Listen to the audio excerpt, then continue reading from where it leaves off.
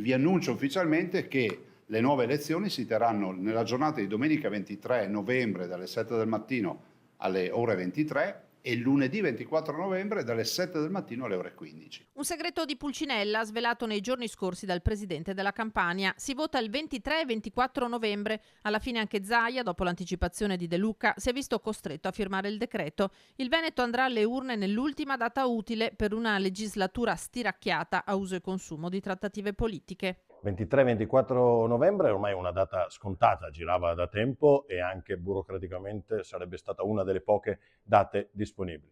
Ad oggi abbiamo una data, dobbiamo avere un candidato. Una coalizione l'abbiamo, forte, coesa, che darà seguito allo straordinario lavoro del centrodestra.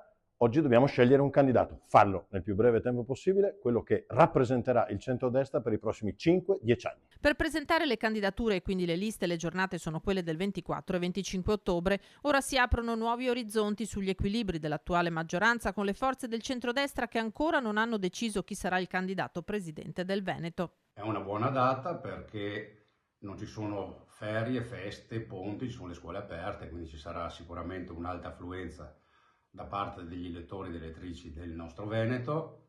Il centro-sinistra adesso dirà meglio tardi che mai, voi non avete il candidato governatore. Il centrodestra individuerà nei prossimi giorni i nostri leader, Giorgia Meloni, Antonio Tajani, Matteo Salvini, il miglior candidato o la miglior candidata per guidare la coalizione con il miglior programma e continueremo a guidare uniti la nostra regione.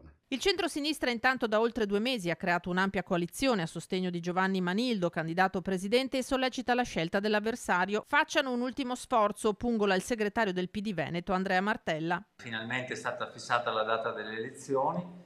Peccato che si sia perso tutto questo tempo ingenerando un clima di incertezza tra i cittadini e le imprese. Ma secondo il Dem ci vorrà ancora un po' per sapere chi sarà il candidato del centrodestra. Faccio una previsione, io penso che lo decideranno dopo il voto delle Marche, che sarà il 28 o il 29 settembre, a dimostrazione che non è vero niente che i veneti sono primi, ma a dimostrazione del fatto che questo centrodestra cerca di organizzarsi per dare qualcosa a questo e a quello, verificando i risultati delle elezioni. È davvero stucchevole dal punto di vista di forze politiche che hanno parlato dell'autonomia per anni al primo posto, pensare che non solo non decidono in Veneto, ma aspettano l'esito di un'altra regione prima di assumersi le responsabilità e fare una scelta. Ecco, io per tutto questo penso che ci sia davvero bisogno di cambiare.